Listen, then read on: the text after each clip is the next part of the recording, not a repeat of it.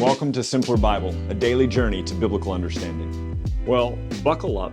Today is a long one. We're going to talk about Samson, not Samson.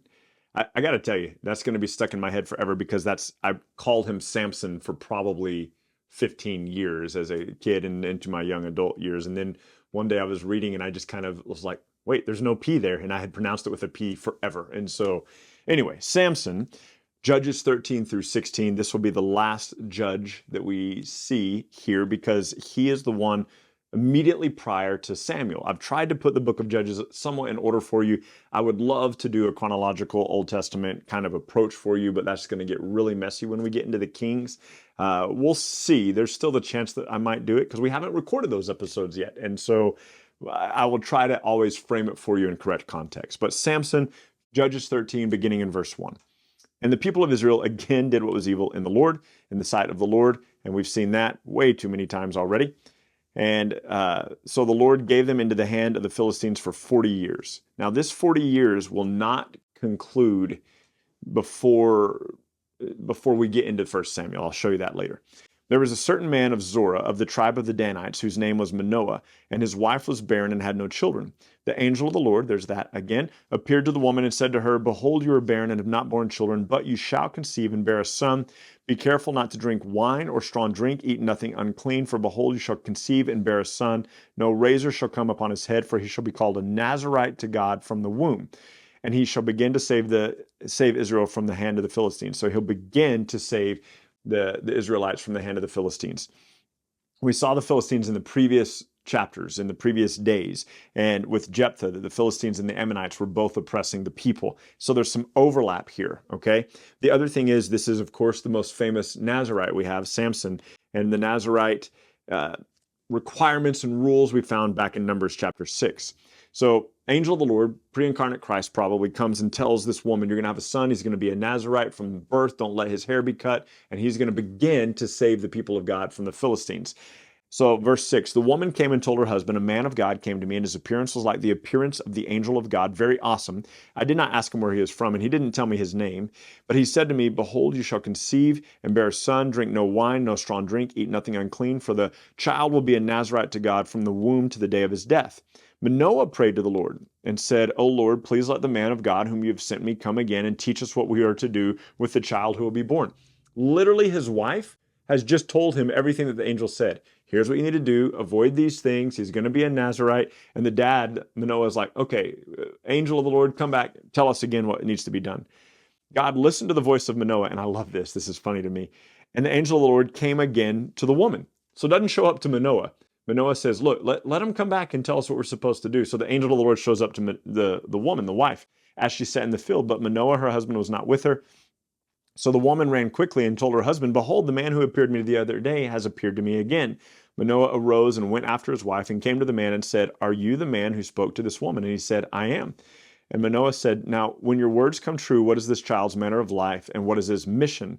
And the angel of the Lord said, Of all that I said to the woman, let her be careful. So he's like, I already told your wife this. Like we talked about this a couple of days ago. Did she not tell you?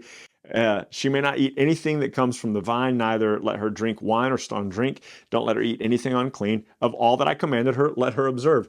I adore this. This is so funny to me because like Manoah doesn't get any other information, but I think we get a lot of information about Manoah. Like the dude does not believe his wife. Like she said, hey, look, this man came to me. He told me this stuff. And when the angel comes back, he appears back to her, not to Manoah. Manoah comes out finally and he's like, hey, what should we do? And he's like, I already told your wife. He's like, everything I told her, that's what she should do. It makes me think a little bit of the people who first discovered the empty tomb, and they were the ladies. They were Mary and the other Mary, and there was a third lady, I think, with them, and they discovered that the tomb of Jesus was empty, and then they go back and they tell the other disciples, and the disciples don't believe them. They tell them, we've seen Jesus, his tomb's empty. Peter and John go and check it out. Yeah, the tomb's empty, but we don't know what happened. Like, it's just... no one's believing these things that God is revealing to these women. It's amazing that Deborah was able to be such a prominent prophetess.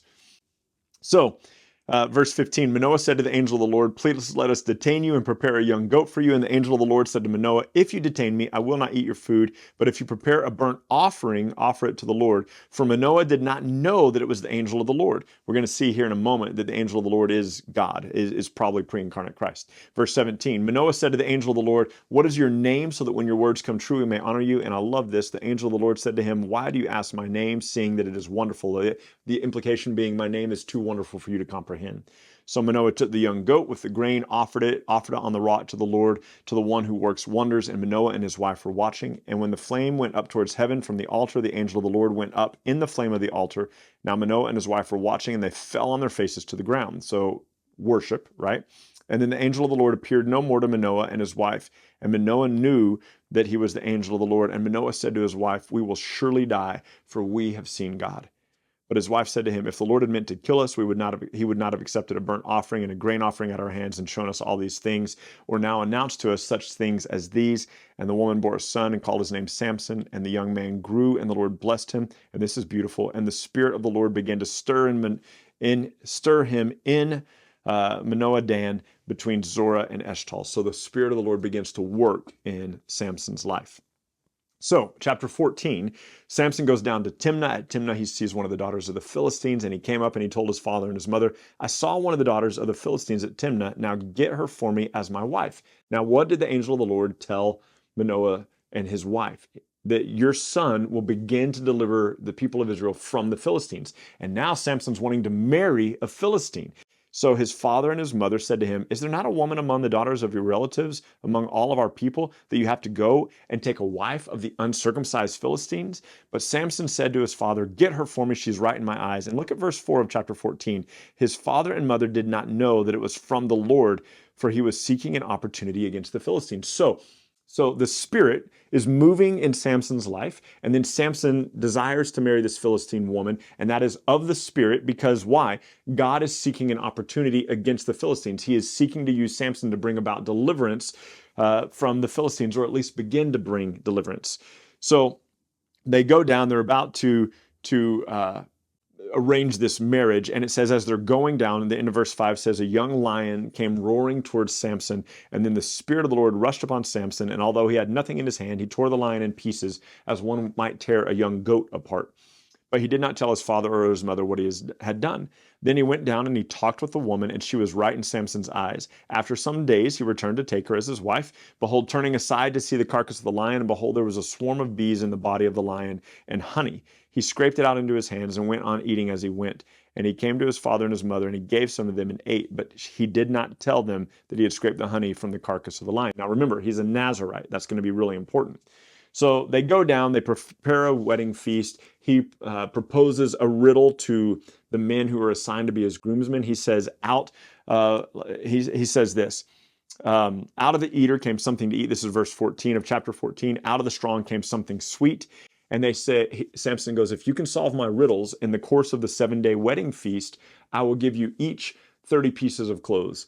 And he goes, if you can't solve my riddle, you owe me 30 sets of clothes. And so the people are angry. They go to his wife. They go to Samson's wife and they say, tell us the riddle. She goes, he hadn't even told me the riddle.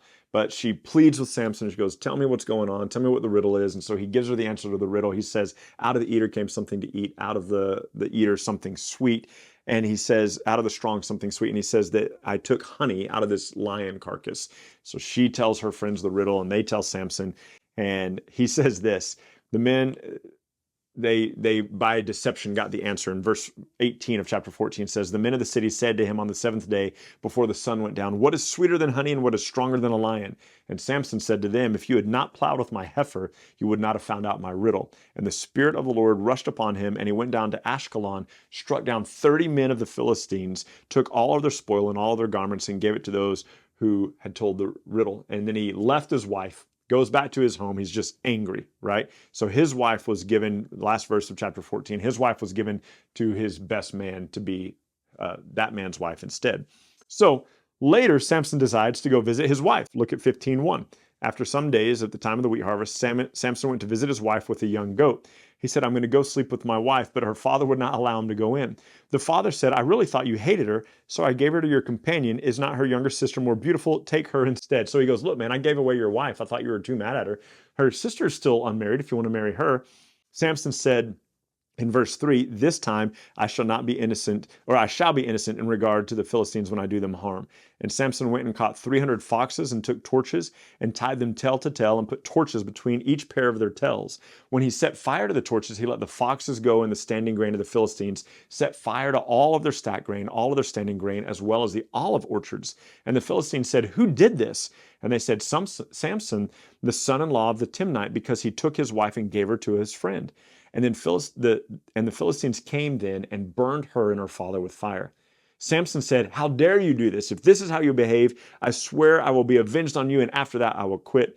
And so he struck them hip and thigh with a great blow and went and stayed down in the cleft of the rock at Edom. So remember why he set out to marry this Philistine. Samson might not be aware of it, but we're aware of it. That God was seeking an occasion against the Philistines. And so what God is doing is creating increasing conflict between Samson and the Philistines so that Samson can begin to bring deliverance to Israel from the Philistines. And so the Philistines, his wife is given to another man. This enrages Samson. He burns all their crops to the ground. They say, why did this happen? They said, because his wife was given to another man. So they burn Samson's wife. They burn Samson's father-in-law. Then Samson's like, how dare you burn my wife and my father-in-law? And then what he does is he goes and he kills a whole bunch more of the Philistines.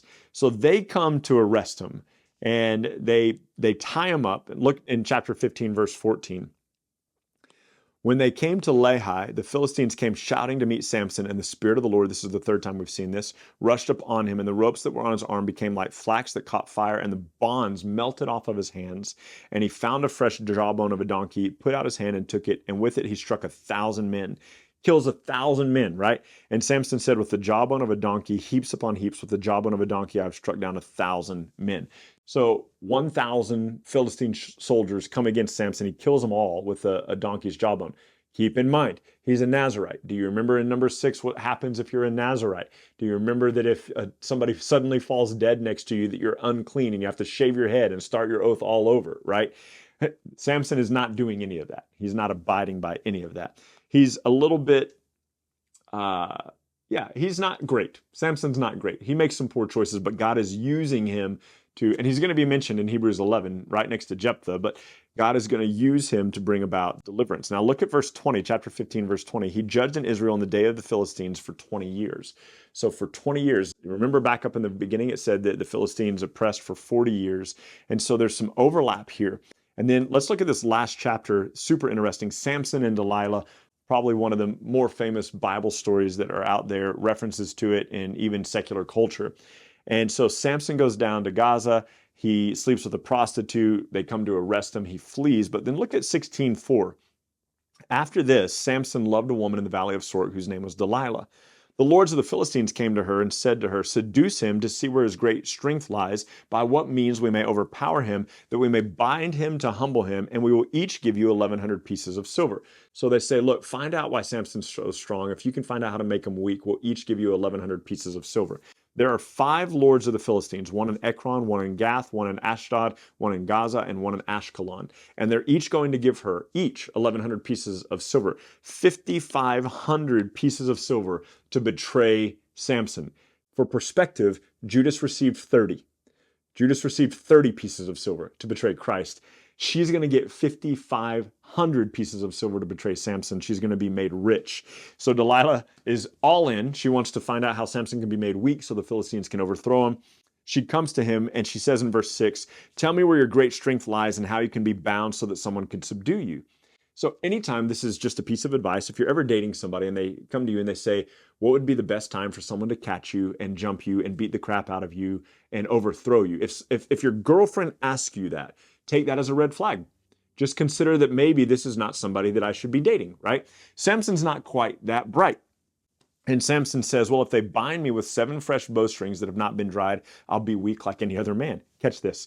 So the lords of the Philistines brought up to her 7 fresh bowstrings that had not been dried, and she bound him with them. Now she had men lying in ambush in her inner chamber. She said, Samson, the Philistines are here. But he jumped up, snapped the bowstrings as a thread of flax when it touches the fire, and the secret of his strength was not known. So he says to her, if you tie me up with fresh bowstrings, I'll be weak as any other man. He goes to sleep. He's woken by his girlfriend saying, hey, the Philistines are here. He's tied up. They're waiting for him. They jump him and he beats them all. And then the next day she says, hey, look, you lied to me. Tell me the truth. How can you really be made weak? And he says in verse 11, tie me with new ropes that have never been used. Sure enough, Samson goes to sleep. She ties him up with new ropes that have never been used. Samson, the Philistines are here. He jumps up and he beats all the Philistines. Don't you think at this point he would be a little suspicious of Delilah? Like, come on, man. So she says, look, you've lied to me. You've mocked me. You've told me lies. How can you be made weak like any other man? And he says, if you take the 7 braids of my hair, he's a Nazarite. He's never cut his hair. If you take the 7 braids of my hair and weave them into the loom, I'll be weak like any other man. This dude is a sound sleeper because she takes his hair, she weaves it into a loom, like into a blanket, and she wakes him up saying, the Philistines are here. He jumps up, he rips apart the loom. His hair comes out from the loom and he whoops the Philistines again. At this point, you think, dude, you've got to know that Delilah is out to get you. But he doesn't. And she says, look, if you really love me, if your heart's really with me, tell me the truth. How can you be made weak like any other man? He says, my hair's never been cut. If you shave my head, I'll be weak like any other man. So she lulls him to sleep. She has his head shaved while he's sleeping. She says, Samson, the Philistines are here. And then listen to what it says in verse 20. And she said, Samson, the Philistines are up on you. And Samson awoke from his sleep and said, I'll go out and I'll shake myself free like I have every other time. But he did not know that the Lord had left him. The Philistines seized him, gouged out his eyes, and brought him down to Gaza, bound him with bronze shackles, and he ground at the mill in the prison. But the hair on his head began to grow again after it had been shaved. And I love that statement because when we think about the Nazarites and when we think about their vows and when we think about them breaking their vows and having to shave their head and offer it as an offering to God, they start all over, right? They begin again. And then he begins again. Like, this is just a beautiful picture of the grace of God. God is not done with Samson. God begins to work in him again. It's not a perfect picture, I know, but there have been times that I have seen in my life that my own sin or my own pride, my own ego, I guess that's all sin too, has crushed me, has broken me. And the beautiful thing is, like, God's not done with us, that God continues to work with us. Now, Samson's existing under a covenant of law, but you and I are existing under a covenant of grace, and thank God we have that. But Samson is used by God. Samson is chained between 2 pillars in this huge theater. There are 3,000 Philistines just on the roof of this thing, and Samson says, God, give me strength one more time. Let me die with the Philistines. And he braces himself against the 2 pillars of this temple. He breaks the temple and kills more than 3,000 Philistines in his death. So God raised up Samson to be the means by which judgment against the Philistines would begin. And that is the story of Samson. And tomorrow we'll be in 1 Samuel 1 and 2. And all of this, I'll try to connect it all together for us tomorrow. So read ahead, read 1 Samuel 1 and 2, and I will see you next time.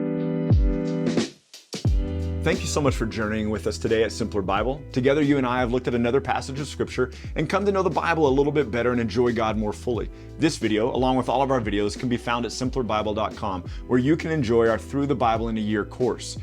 You can also enjoy a wealth of resources, blog posts that take you a little bit deeper into the text, a Bible study format that you can use with your small groups or your family, and we're creating new content all the time, all with the commitment to help us be people who know and enjoy God more fully.